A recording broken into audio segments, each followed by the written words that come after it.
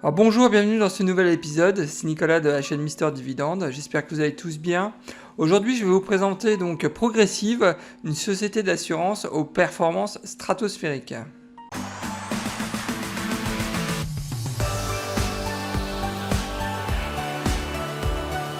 Alors à savoir, Progressive donc, est spécialisé dans l'assurance automobile, il gère environ 20 millions de contrats, c'est quand même la quatrième plus grande société d'assurance aux États-Unis, donc c'est plutôt une belle perf. Donc ils sont présents aux États-Unis et au Canada, et depuis 2015 ils proposent aussi donc des contrats d'assurance habitation.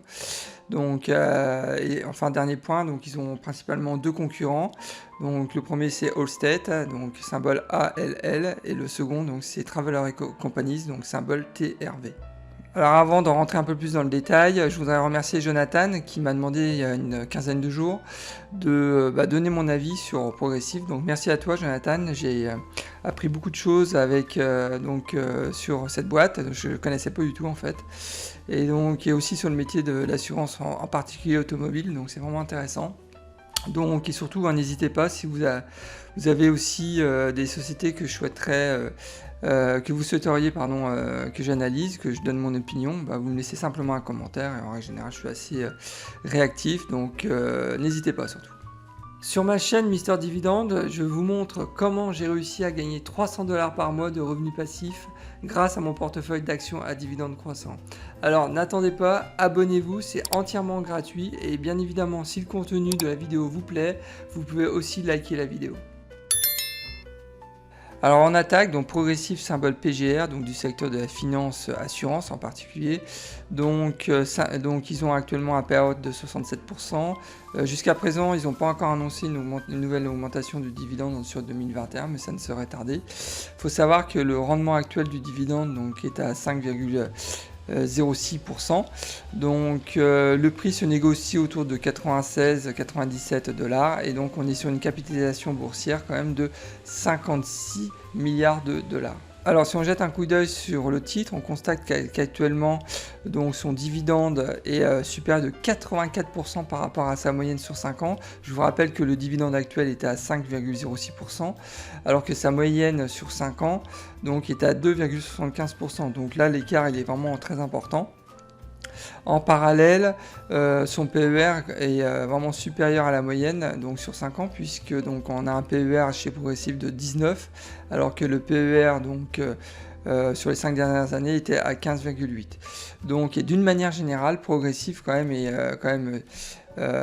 bien évalué parce que le secteur donc, financier aux États-Unis a un PER moyen de 12,5 donc versus un PER de Progressive à 19. Donc on voit que bon, il y a le marché quand même a bien évalué cette société, donc c'est la raison pour laquelle je mets un petit flag là, un petit drapeau orangé. Alors c'est pas un frein à un prochain achat, hein, loin de là, mais si on prend donc les chiffres sur les 5 dernières années, on constate quand même que le prix actuel de Progressive a bien évolué, même un peu trop évolué à mon sens par rapport aux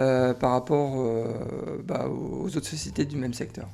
Alors au niveau de l'historique du cours, on constate que sur un an, Progressive donc, a pris 21%, et par contre la grosse perf, donc c'est sur 10 ans, donc le cours a pris quand même 371%, donc c'est vraiment énorme. Et regardez au niveau des splits, hein, j'en ai compté 10, donc c'est vraiment important. Donc sachant que le dernier split, ça commence par contre à dater, c'était donc en 2006 pour un 4 pour 1. Donc d'une manière générale, performance historique vraiment très très bonne. Donc vraiment là, ceux qui ont investi il y a 10 ans, je pense que là, ils doivent se frotter les mains. Avec une croissance de 371%, donc sur 10 ans, c'est vraiment une superbe performance. Alors passons aux dividendes, il y a vraiment beaucoup de choses à dire, à savoir que ça fait que 4 ans en fait qu'ils versent un dividende sans aucune réduction. Ils ont en fait réduit leur dividende, c'était entre 2015 et 2016, comme on peut le voir sur le graphe.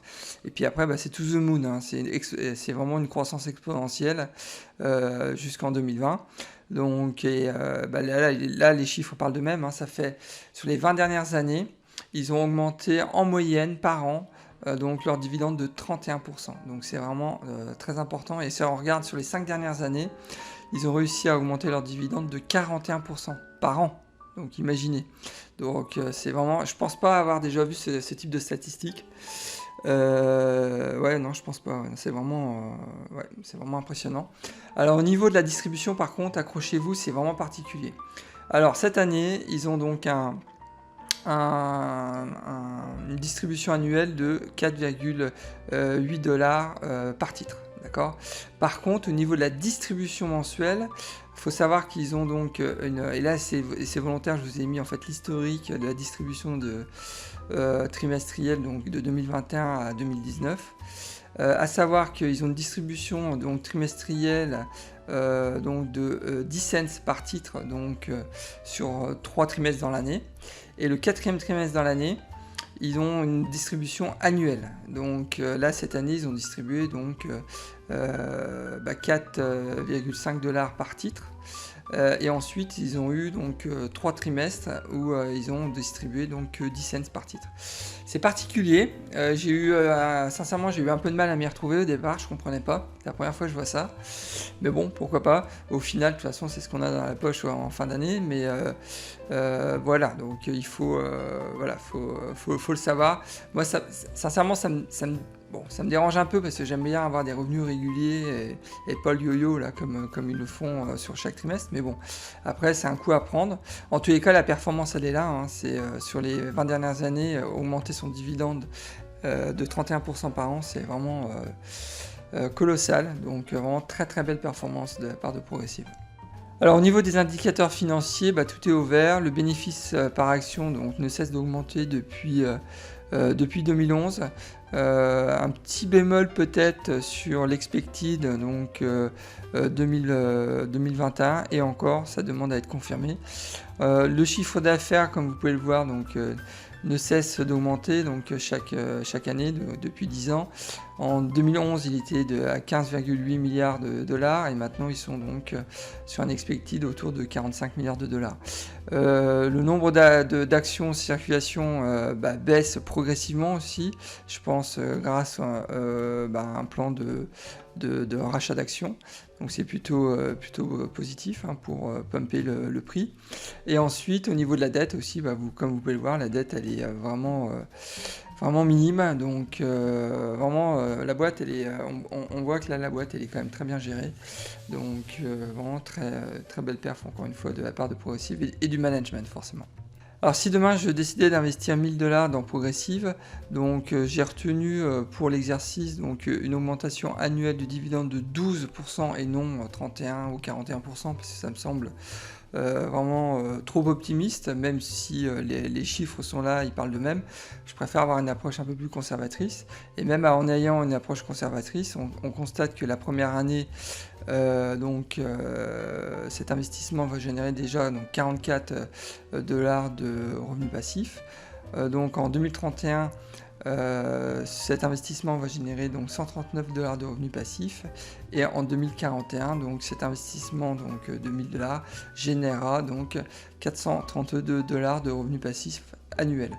Donc vraiment très belle performance, il n'y a rien à dire et ça c'est essentiellement drivé par déjà le rendement qui est intéressant actuellement de l'action et en plus de ça et surtout la croissance annuelle du dividende qui, je vous le rappelle, donc j'ai une approche vraiment conservatrice où j'ai mis uniquement que 12% donc d'augmentation annuelle par an. Donc il se peut que ça soit bien plus et dans ce cas évidemment la projection sera bien supérieure.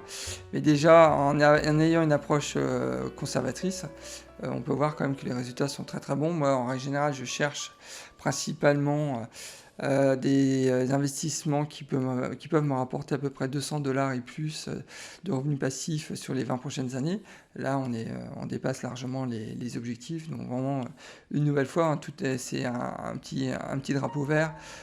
Donc vraiment très positif encore sur ce point-là. Alors en analysant donc cette société, j'ai noté quelques points forts. Le premier donc et c'est pendant une réunion d'actionnaires qui l'ont confirmé, ils ont noté quand même une forte chute en fait des réclamations en raison du Covid, puisqu'on demandait en fait aux gens de rester chez eux, d'éviter de se déplacer, donc forcément ils ont moins utilisé leur voiture, donc forcément moins d'accidents, donc ça c'est tout bénef en fait pour les sociétés d'assurance, hein, donc bon point pour eux.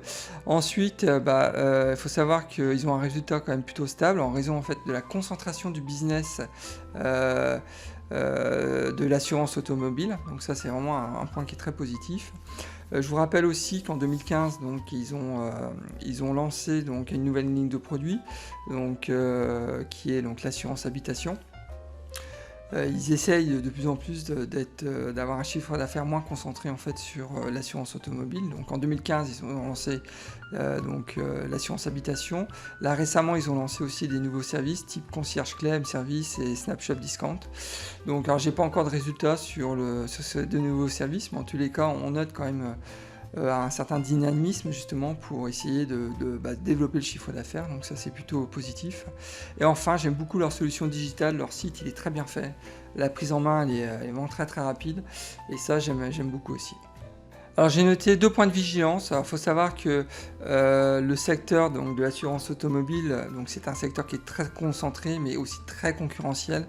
Donc il y a une guerre des prix qui est vraiment constante. Bon, faut le savoir, c'est comme en Europe, hein, c'est pareil. Donc il y a vraiment, on cherche le consommateur en général, donc cherche le prix avant tout. Donc ça c'est un point de vigilance. Ensuite, le deuxième point de vigilance, c'est sur le long terme. Il faut savoir que il va y avoir de plus en plus donc, sur le marché dans les années à venir donc, des voitures autonomes.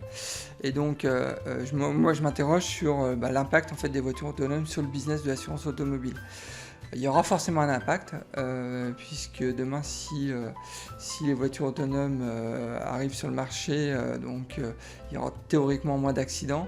Donc, quid de l'assurance automobile. Et je pense qu'ils l'ont compris, Progressive. C'est la raison pour laquelle ils s'orientent de plus en plus sur de nouveaux produits. Donc, mais bon, voilà, l'impact. Il y a un point de vigilance aussi qui est important. Pas sur le court terme, bien évidemment, mais j'ai envie de dire sur les 15, les 20 ans à venir. Alors, en résumé, je considère qu'actuellement, le prix de Progressive n'est pas attractif. Alors c'est pas un frein à un investissement, mais je considère que le titre actuellement est quand même un peu surévalué par rapport aux autres sociétés du même secteur d'activité. Ensuite, le potentiel de croissance, je pense qu'il est vraiment important. On a vu déjà sur l'historique, c'est un titre quand même sur 10 ans qui a pris 370%, donc c'est vraiment important. Et on voit que cette société est quand même très dynamique, même si c'est une société quand même assez vieille. C'est une société qui ne cesse de faire évoluer son business model, et je pense qu'il y a un potentiel de croissance qui est intéressant dans les 10 ans à venir. Le rendement du dividende, bien évidemment, c'est positif puisqu'on est sur un rendement qui est plus de 3%. Quand une société propose un rendement qui est sur dividende qui est plus de 3%, je mets systématiquement vert. Donc, et je parle même pas de la croissance du dividende aussi qui est vraiment stratosphérique, ça m'a vraiment impressionné.